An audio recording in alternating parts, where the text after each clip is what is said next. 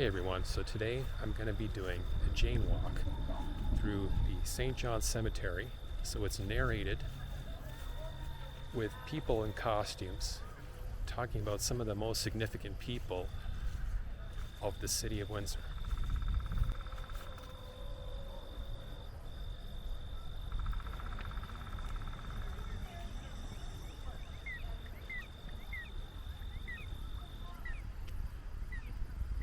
In the years of 1837, 1838, there was a movement. Yeah. They called themselves patriots. Okay. They wanted to do away with the English rule. The English rule basically was if you had money or someone in power, you could pretty much get a political job. Okay? Right. You weren't necessarily elected. You were shown. You know, this is the way it's going to be. The American people came over and they said, what we want to do is we want to change your form of government. Yeah. From Windsor all the way to Niagara. We want representation by the people for the people, as opposed to who you knew or who your parents were. Right. Which was contrary to the way things were. They called themselves patriots, and there was a little bit of violence involved sometimes. Yeah. And on December the 4th of 1838, I lived out here. I heard a commotion in Windsor. There was actually some cannons being shot. So as a doctor, I figured I'd go and do what I could do to help them. Right. But unfortunately, I never made it that far because these ruffians, these patriots, waylaid me halfway between here and Windsor, and they kind of killed me. And rather than just leave me lay, they cut me up. And they threw my body parts, out for the pigs to eat. Harsh. Exactly. Exactly. But they did find enough bones, etc., to bury me here. Mm-hmm. And Colonel Prince, he was my savior, he found these ruffians and he hung 5 of them. So I got my retribution through him. Excellent. In any event, the overthrow of the British rule ended in 1838, and the rebellion went. It just sort of died a natural death after that. But I've been here ever since. Awesome. Yeah. Awesome. I didn't realize there was that many pigs around, but apparently back in the early 1800s there were wild hogs. So. Sure, there would be, yeah. But I guess they don't eat bones, so that's how they could tell who I was. They found my medical bag and a bunch of bones. Wow. Fascinating. Yes. Thank you for your story. Oh, no problem. Yeah. Enjoy the rest. There's 7 other ones. Right on. Yep. Yeah, more than 7, but 7 walking around. We're sharing our stories. Okay? Very nice. Yes. Very nice. So that was a quite remarkable story, being chopped up by a bunch into pieces for hogs. Wow.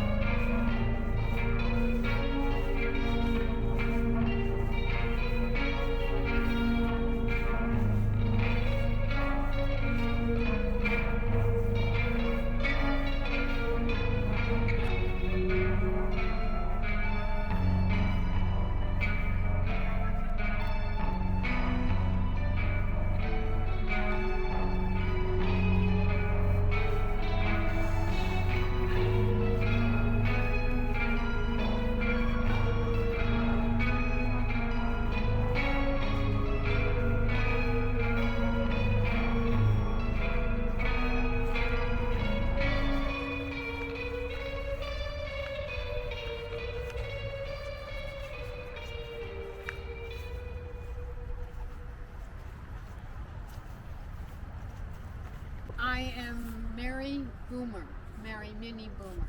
Okay. Would you like to know a little bit about I would her? love to hear your story. Okay. I'm all about stories. Okay. I'm with Mary Boomer, and I just started talking about Mary Boomer. And she was from Galt, and she married William Merritt Boomer, and he was a banker and a businessman. So they didn't have any children. And which tombstone is hers? This one is here? Right here. Okay. Yeah, it says Boomer right here. So they Right. they had considerable resources, but she spent her time with civic duties and church duties because they lived downtown in All Saints Parish, and so she joined the choir, and then she ended up directing the choir. Then they needed an organist, and since she was an accomplished pianist, she became the organist. And in addition to that, she gave various concerts on the piano, and she also taught piano. But the interesting thing I found about her was that when she saw a need, civic need, she jumped in and did something about it. And one of the things they felt, she was approached by Ernest Craig, who was associated with the newspaper, to start a Goodfellows chapter here in Windsor. And so the two of them did, and he looked after the finances, and because what they endeavored to do then was jump into the Christmas basket food program, which is a big undertaking. So he looked after all the finances, the donations, and paid the bills. And then she and a small group, what they did, they went out and purchased items. They also assembled it, and then they distributed these Christmas food baskets, and they had the Boy Scouts help them at that time. And anyone who had a car, because this is pre-World War I, so not everybody had a car. So that was one of the things she became involved in, which was a major undertaking. And she stayed on the board or as president for most of her life. She also became involved in other civic organizations, and at least 6 of them she belonged to. She was either a member or a president of. So those were the things, certainly in civic duties, that she looked around and got involved in. There was one more item that was really quite impressive, I thought. She looked around and she saw the need. There were people, particularly older men, who seemed to be friendless. They were at odd ends. They didn't have families. And so she started the Home of the Friendless, which was a convalescent home here in Windsor.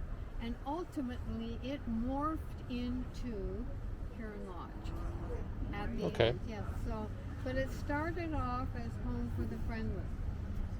And certainly a remarkable woman, and at one point she was called the fairy godmother of the border cities.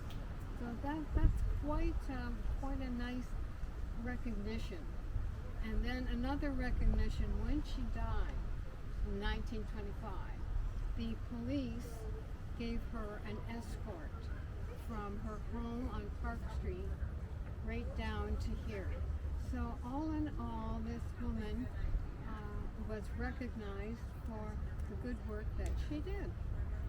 So, thank you. Thank you. It was moved from Park Street on to Goyo. Okay. And it's a law firm right now. So behind me is the house she was referring to on Goyle Street.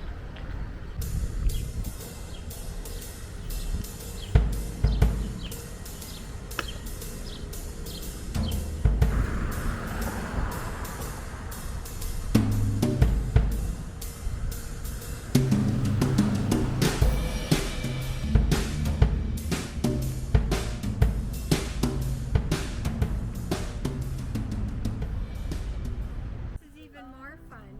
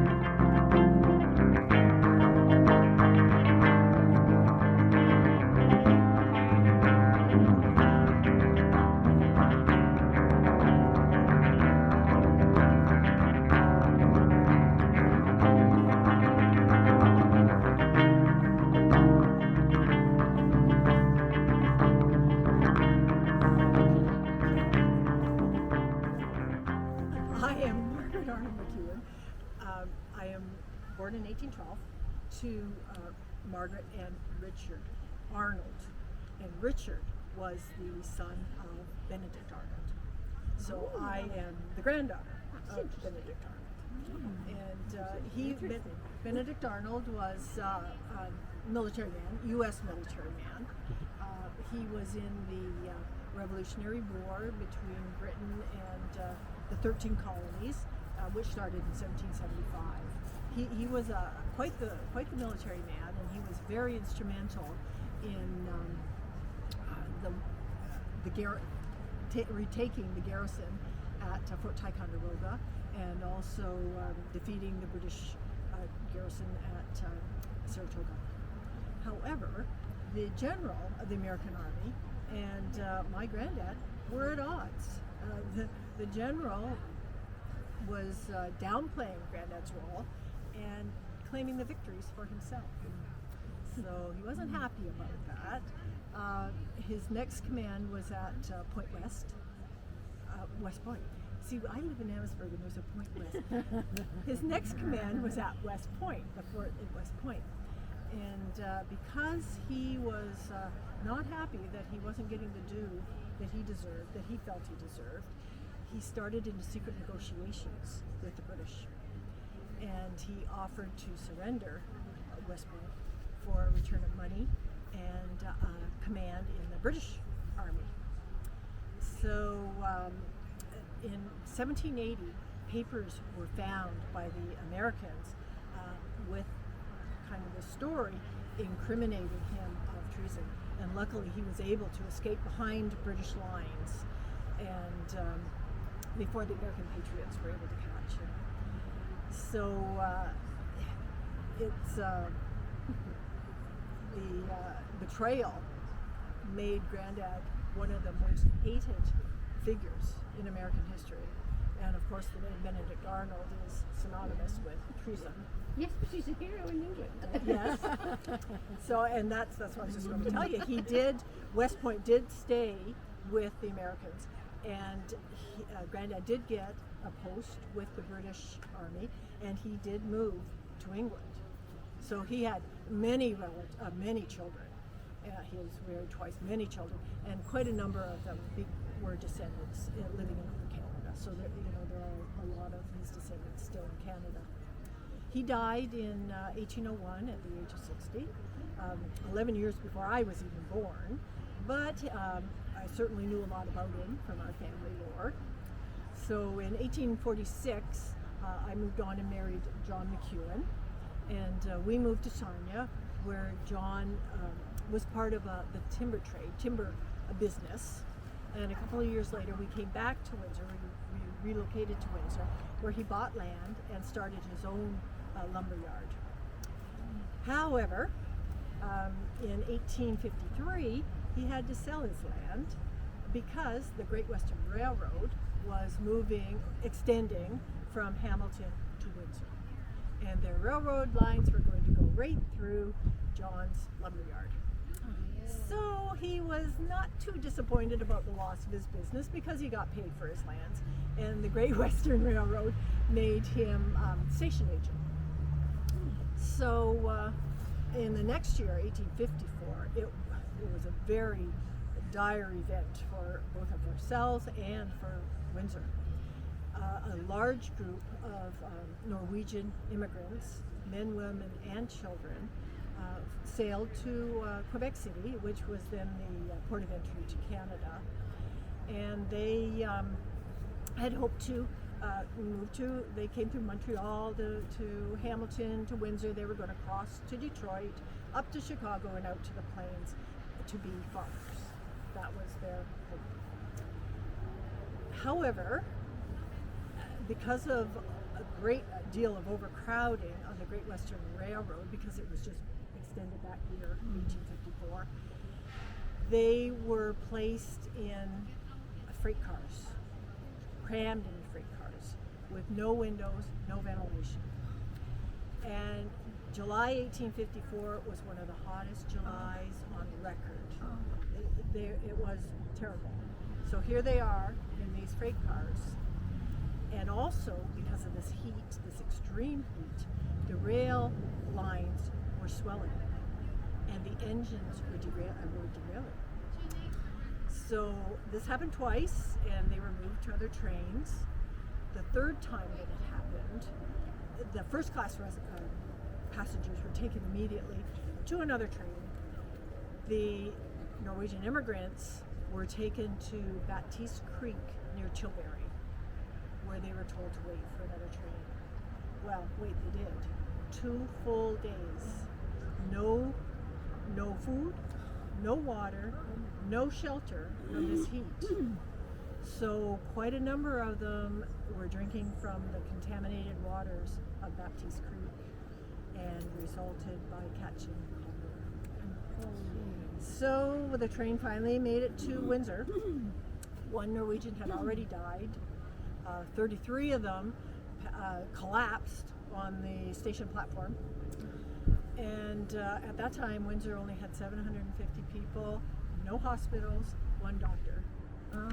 And luckily, this doctor was able to set up a makeshift hospital at the warehouse for the Great Western Railroad, which was located at Riverside and Moy. And as word got out about this terrible situation, a doctor from Detroit and a group of volunteers from Detroit came over to help. And John and I became members of that group, volunteers to help. And countless hours trying to help these immigrants. And we were doing our Christian duty with little regard for our own safety. And John actually did get cholera, but he survived. Unfortunately, despite best efforts, 57 of the immigrants did die. One of them, a couple leaving behind 2 children who are now orphans. So John and I adopted them to raise them along with our 7 children until they were old enough to take care of themselves. So, and the Great Western Railroad had said that they were going to purchase coffins and help bury these immigrants. However, they reneged on their offer.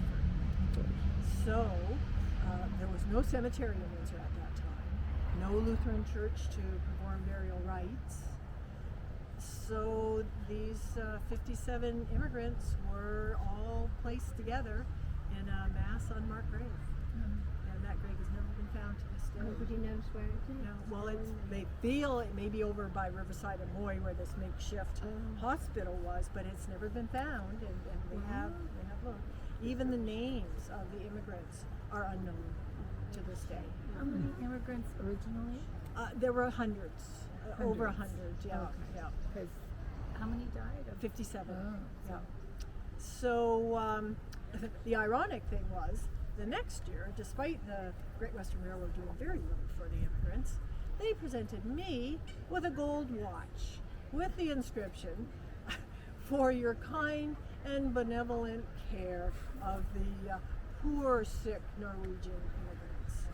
A lot of good that did. Would have bought a lot of coffins. Exactly. I thought of that. Didn't do them a lot of good. No.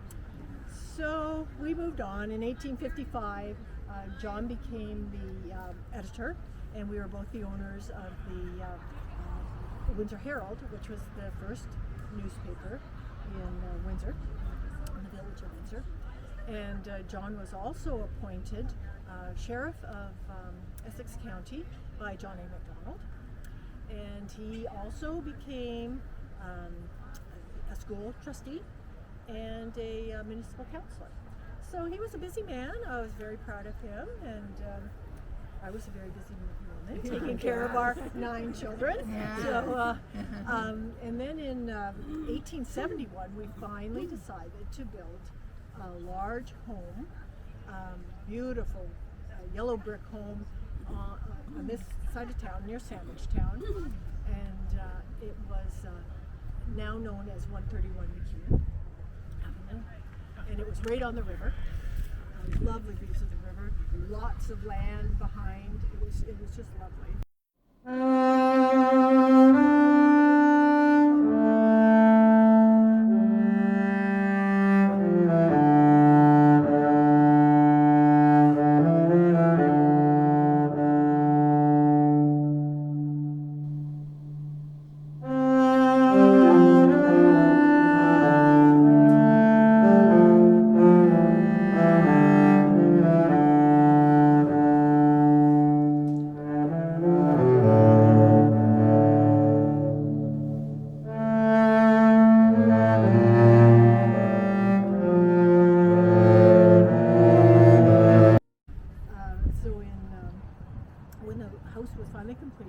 my daughter, our daughter Margaret, got into her horse-drawn buggy and drove around the neighborhood, inviting friends and neighbors and relatives to attend a reception at our house, which was a great success.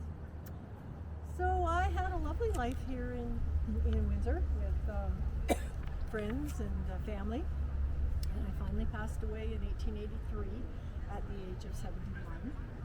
And so here I am in St. John's Cemetery with this lovely marker marking my place. And you're a good storyteller. Thank you. Thank you. Yeah, thank you.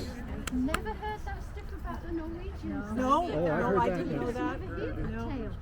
no. Apparently, there was some work done earlier in the 2000s trying to find the cemetery. Well, when they were taking up the rail tracks down there, I think they, For Peabody Bridge, yes. not Peabody Bridge, when they were taking up the rail tracks from the waterfront, they Okay. did some research there. Looking. I don't know how deep they dug or Yeah. what, but that was the last research there. Now, when you drive down Riverside Drive, and suddenly you look up on the upper, you see a bunch of lights up in the line. Why the hell are those lights up there? They're never on anymore. Those lights are there because back when they were doing that research, they found several indigenous graves. And so my story is, they put lights up there so the bad guys wouldn't come down and dig in, but you also see sort of strange meandering path, because when they put in the path, they put the path on the graves so that the bad guys won't come along and dig into the grave. So because the asphalt is on those graves. Yeah. And, but the lights are up there, keep the bad guys away, and the path goes like that on top of the graves. That's my I've never story. noticed that. That's my Nice. story. And I don't know, but however, the people you looked after, they still haven't found. Yeah. it. No. No? Those are all my Okay. stories. Yeah. Everyone's got a little bit of history. Yes. Right? Thank you. Thank you.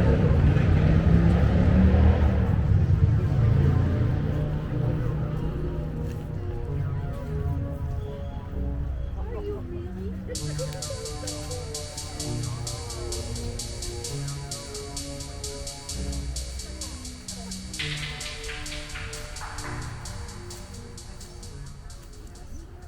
Hi, how are you? So, which resident are you?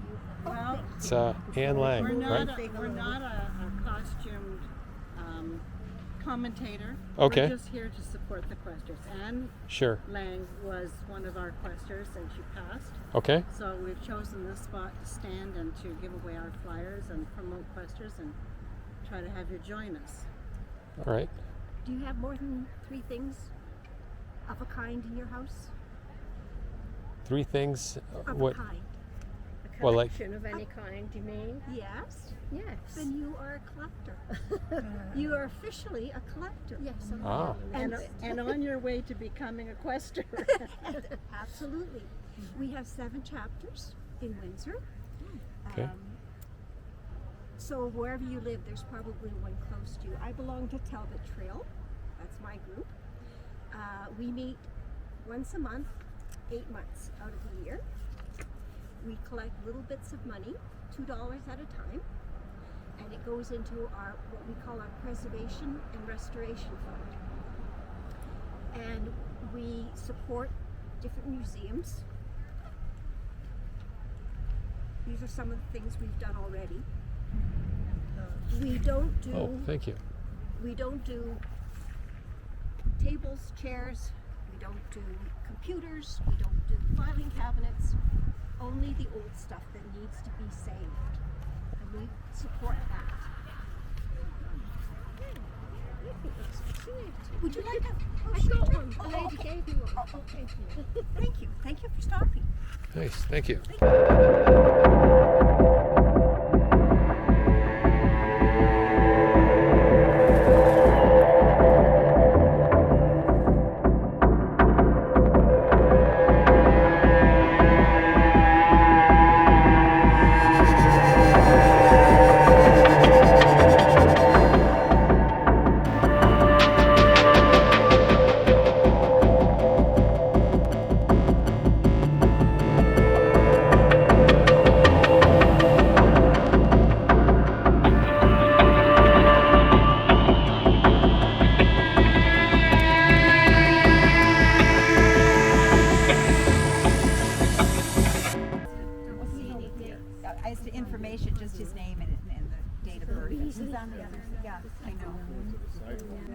Beasley, very interesting. Have you heard anything about the family? Not? Okay, we'll pretend no. Okay. We'll start with Dr. Beasley. William Beasley was born on a farm near Toronto in 1873. And I think he didn't want to be a doctor because he went to University of Toronto and went to medical school. Became a doctor. Graduated in 1896. Married Lillian. They're both over on this side of the stone. Married Lillian in 1897. They moved to a little town called Beachville, which is near Woodstock. And he was a doctor for a few years. 1901, they had an opportunity to move here to Sandwich. They had 3 small children, moved into a little apartment up above the drugstore over there on Sandwich Street. And in 1903, they were able to purchase the home that you and I now know as the Duff Bobby Mansion. Are you familiar with that? Yeah. Down at the foot of Mill Street. So they moved in, and Dr. Beasley set up his office at the back of the building, and Mrs. Beasley, Lillian, took care of the house. Dr. Beasley was very, very active in the community, as well as being a doctor. He was on the school board, he was on the Chamber of Commerce, he did all kinds of things for the community. And she herself was busy. She was the founding charter member, let's say it, of the Honorable James Bobby chapter of IODE. She also organized World War I. They were packaging up medical supplies to send across to the soldiers. Anything you needed, anytime you needed somebody to have a meeting, we need a place to meet, you would always count on these things to invite you into their home. Very, very devout members of the church. The Beasleys had 4 children. Only 3 of them are with us. Jean was the oldest, and she went into education. They were all very well educated. She went into education and taught in the Windsor system, W.D. Lowe and Walkerville. The second child was Victoria. She went to school in Montreal and married and is not here. We don't know where she met. We'll have to do a little research on that one. William Wallace went into medicine with his father, and tragically he was killed in a train accident, and he was only 31 years old. He had just married, and again she moved on. And then we have Margaret Isabel. We refer to as Isabel. She's always called Isabel. And she's the one, father, Dr. Beasley, died in 1946. And Lillian and the 2 girls remained in the house until all of them passed away. Well, Margaret Isabel moved out before she passed on, but what was I going to say? Isabel was the last one to live in the house, the last member of the family and the last person to be the private owner of the house. In 1979, she gave the property to the Ontario Heritage Trust Foundation.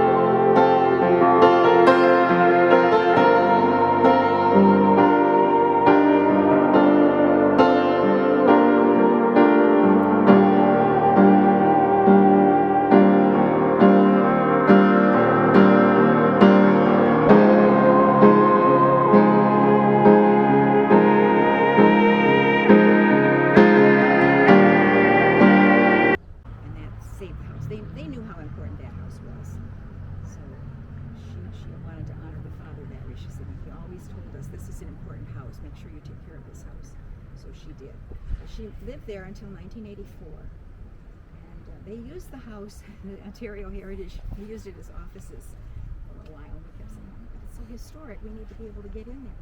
And just this last spring or fall, I can't remember now, I think it was in the spring, this key, the city received the key to the house, so it's now able, we can do stuff with it. We can now furnish it as it could have looked.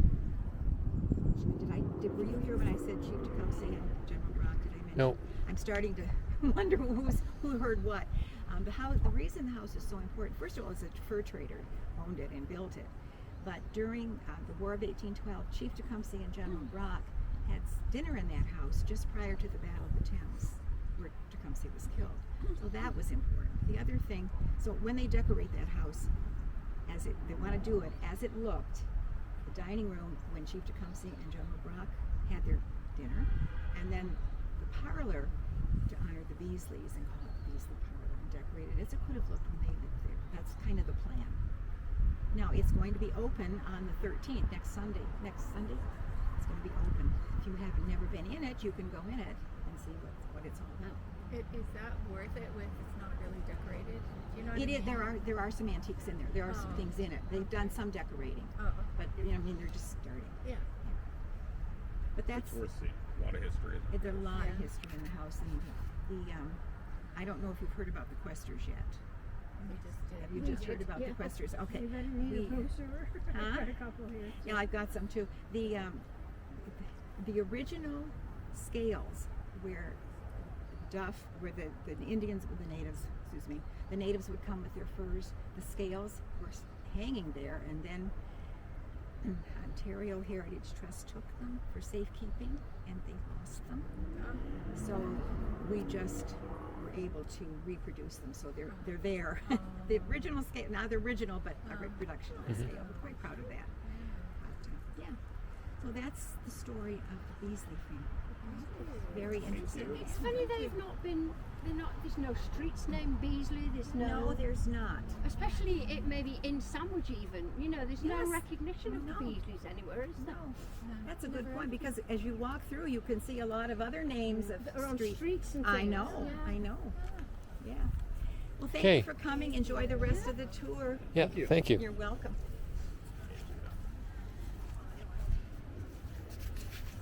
So that was a presentation of the Beasleys, who were the last owners of the Duff Bobby House.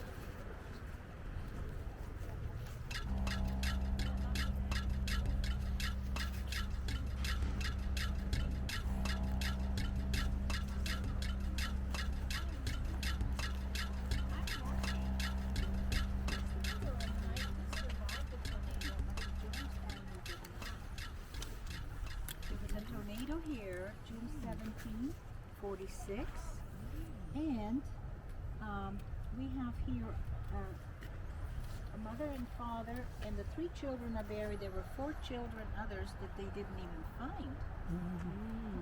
So that was it was a terrible tornado. It started in River Rouge. It went across the river, followed Turkey Creek, and went over. There was a young lady that came whose family started out where Silverstein's was. That's where the Maritime drain is. And the father was 6 months old when they came from England. Him and his mother followed the father here after the war. And the tornado hit. They picked up the baby from the cradle. And the father saw at the roundhouse, he could see the roundhouse, and he could see that the boxcars were being tossed around. He says, "Get on the floor." So they got on the floor, and later they found them with no clothes on and the baby in their arms, just like me with Toto. And so they were lucky to have survived. So it went on for about 30 miles, I guess, from where it started in Detroit, across. And what happens with tornadoes is that they circle around and they hop, so they might hit your house and next door they're just fine. And someone else told me, she came from the States, the lady, and she said, "Oh, my aunt's house. They all went into the bathroom, and they said, 'Oh my God, we hear the noise of a tornado around us, and everything was destroyed around them except their house.'" They survived, so you just don't know. They saw the path all around their house, and yet they were not touched. So that's nature. We just don't know where it's going to send us. But thank you for coming. And this is Tornado Alley, so be on the lookout when they say tornadoes are coming. Because just 6 years ago, there was a down the street from us, Suzanne, on Victory. There was a warning in the state that there was a tornado sighting. John and Nelson the people on Jones. Victory lost their roof.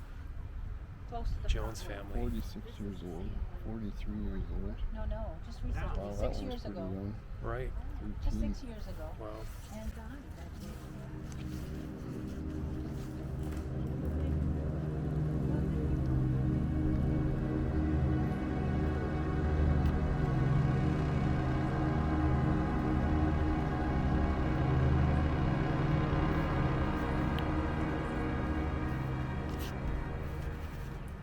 There are some incredible stories in this cemetery. You should come down to Windsor and visit it.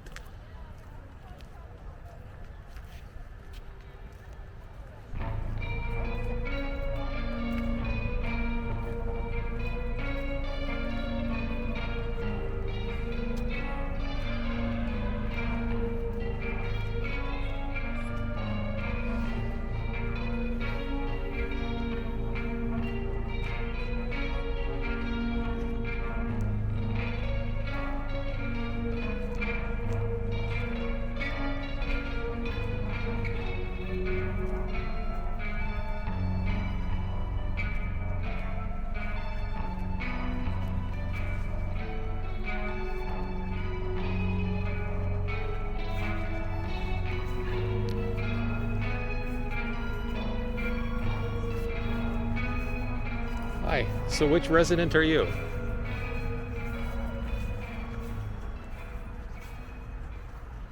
So I'm standing next to the church. Welcome to St. John's Anglican Church.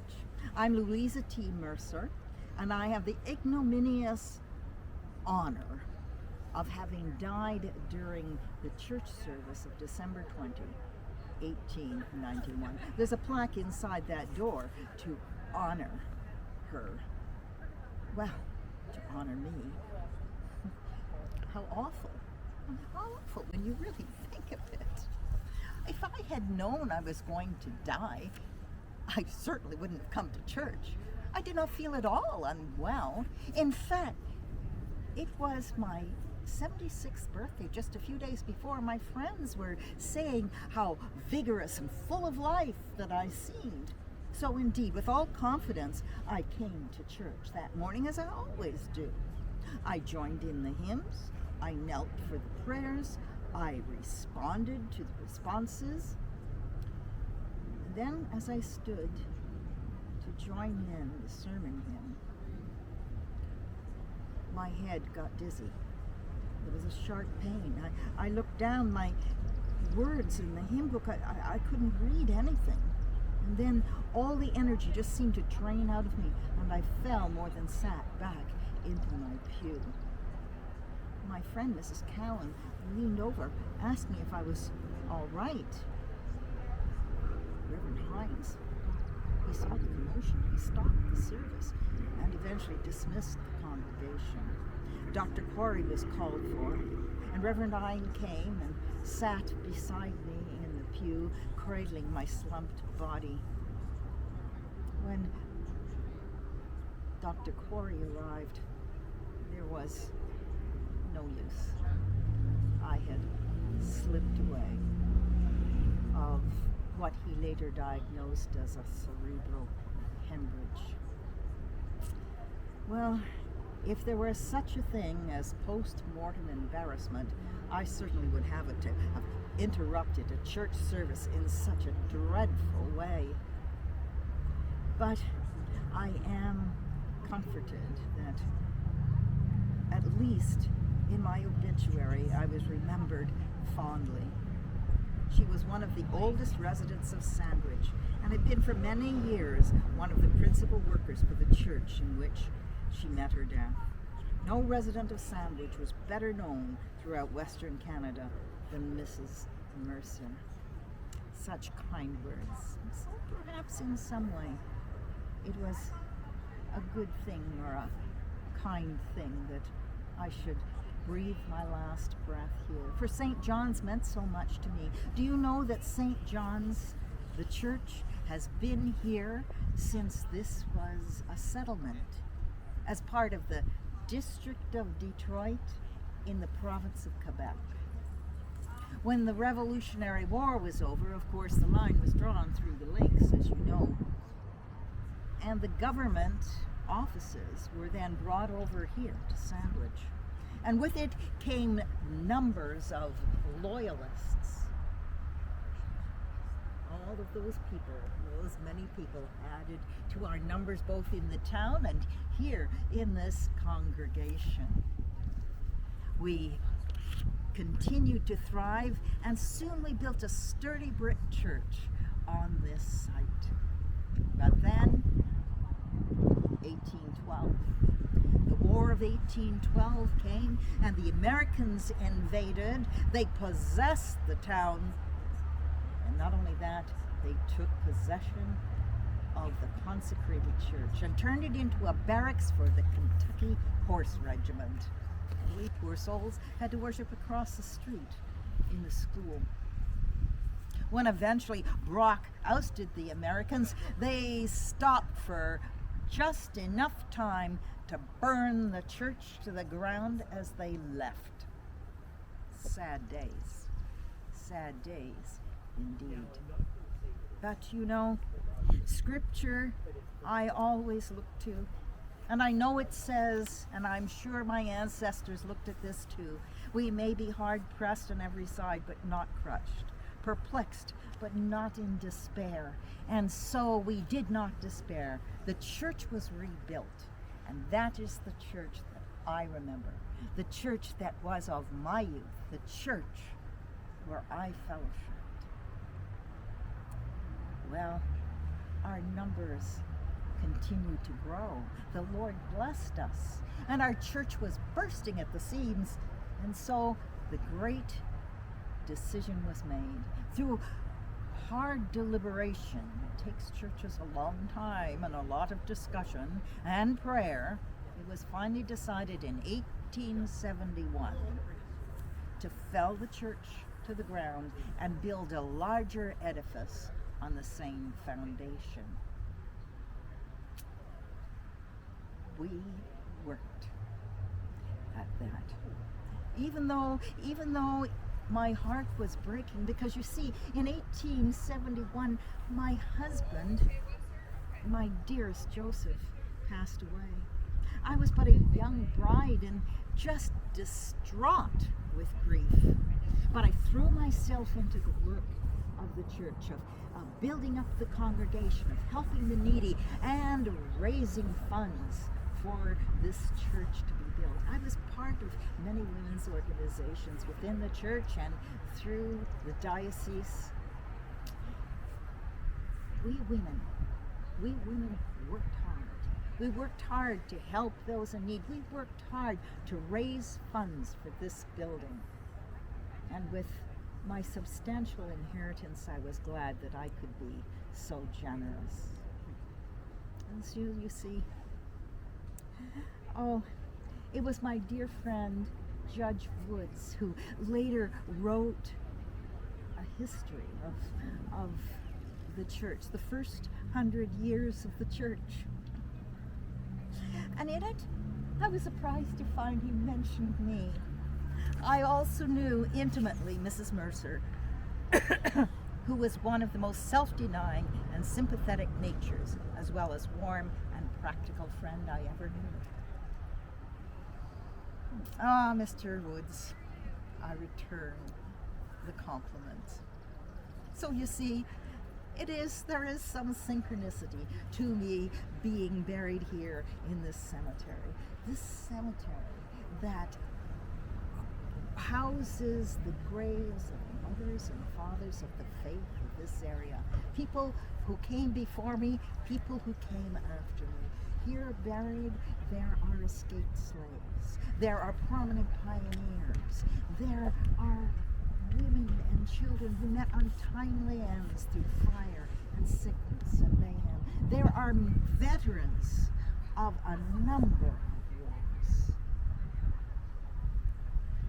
Here buried, it is said, are those who are the who's who of Sandwich and those who are not. Blessed are the dead who die in the Lord.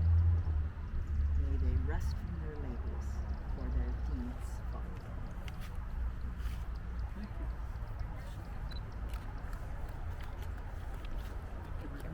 Thank you.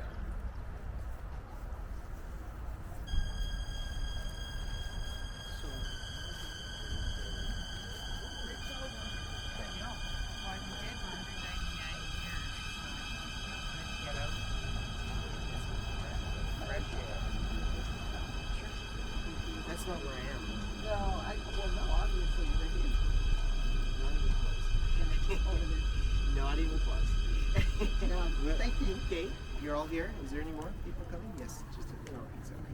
Okay, I'm Sheriff Richard Pollard, and I was born in 1752 in England. I emigrated to New England in the 1770s. Then there was this thing called the American Revolution. I'm a loyalist to George III. I leave New England and come to the Detroit area.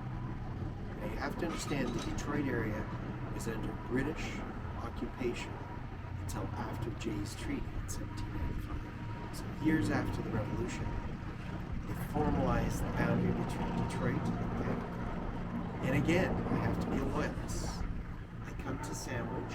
The British have acquired 1,078 acres, the town of Sandwich. They have it surveyed and they put it in 1 acre parcels. This is a very prominent location because you have the church here, the government across the street, the courts, you have the military and the school across the street, and again, it was church property over there, the church house.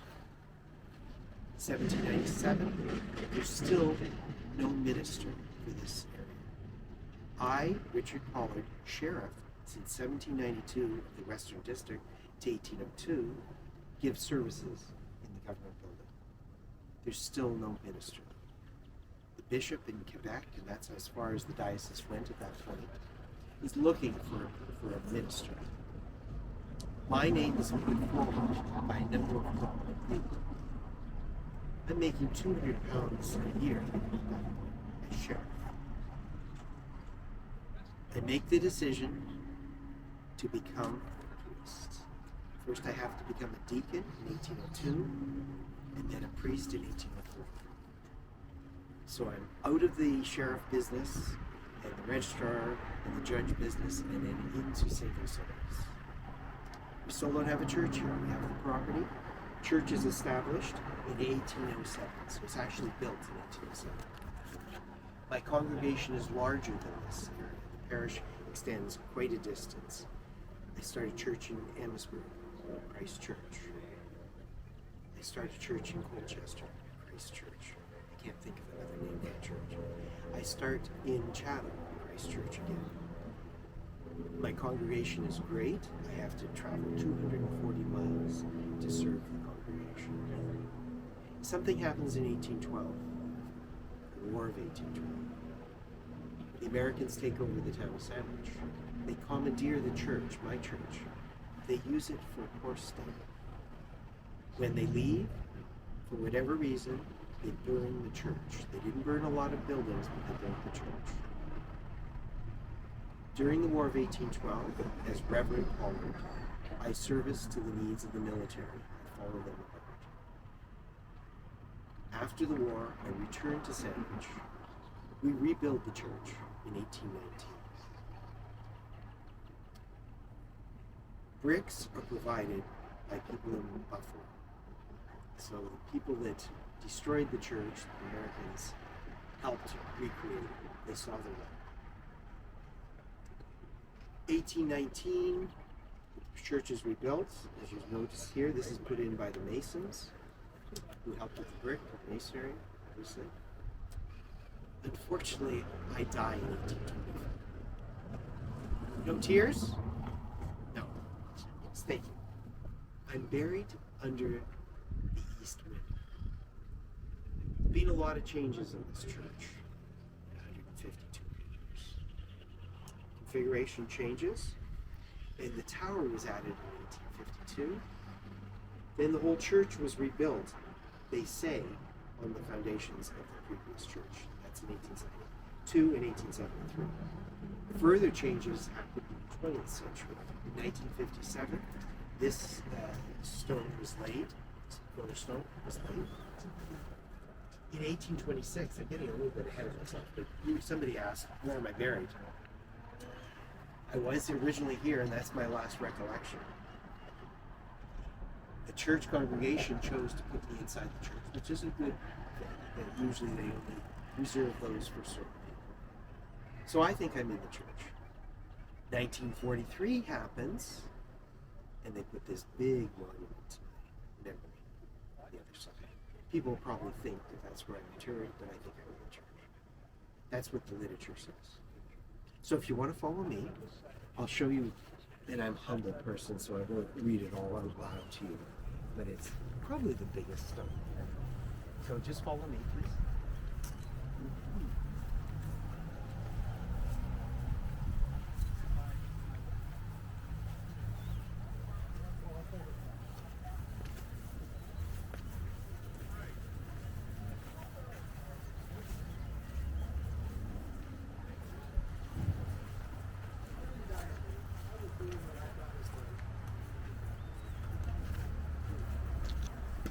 But I've been here ever since. So what year was that again? Registered judge, ordained, right there. Why don't we check? It's sort of. Then you can read the rest. It's up to you. So enjoy. Thank you. This morning, on one side, I was standing up.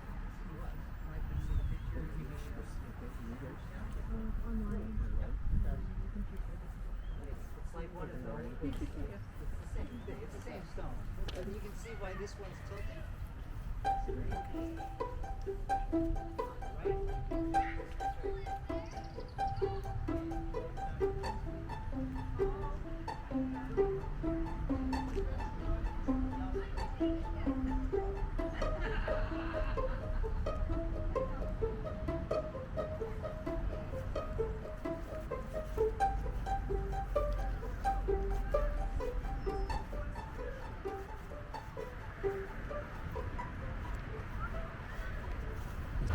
So ahead of us is the marker of the Honorable Alexander Grant, 1734 to 1813. So it says here, Alexander the Grant was born in Scotland during the 7 Years' War. He served with the Montgomery Highlanders, commanding a sloop. In 1776, he became commander of Great Lakes. And he had an estate in Grosse Pointe, Michigan, and served on the land board from 1789 to 1794. He was appointed lieutenant of Essex County in 1799, and he was a senior member of the executive and legislative councils of Upper Canada, and became administrator president for a year upon the death of Lieutenant Governor Hunter in 1805. Grant is buried in St. John's Churchyard, Sandwich, so right here.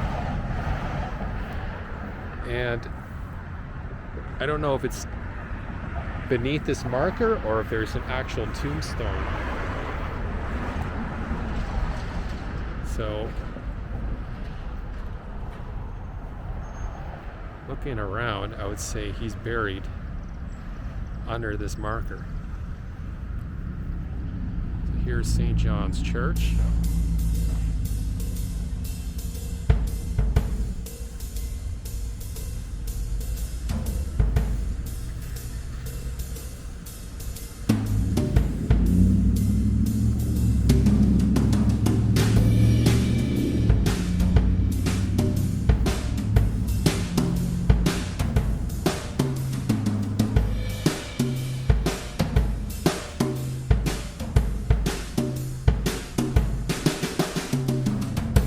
History in this place.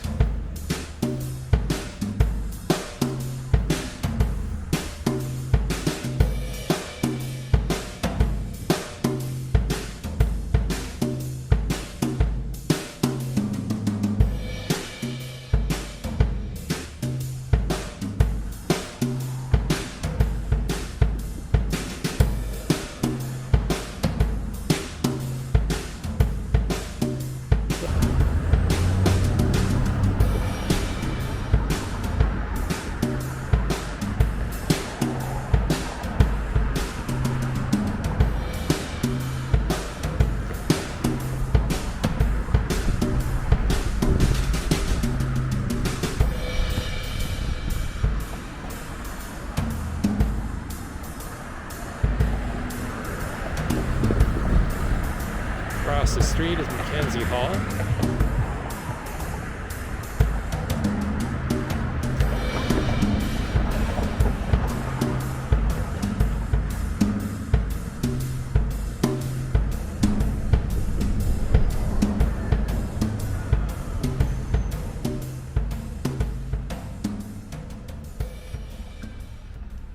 So that concludes our trip of St. James Churchyard Cemetery. And if you like this trip, please click like and subscribe, and I'll bring you some more tours of the city of Windsor.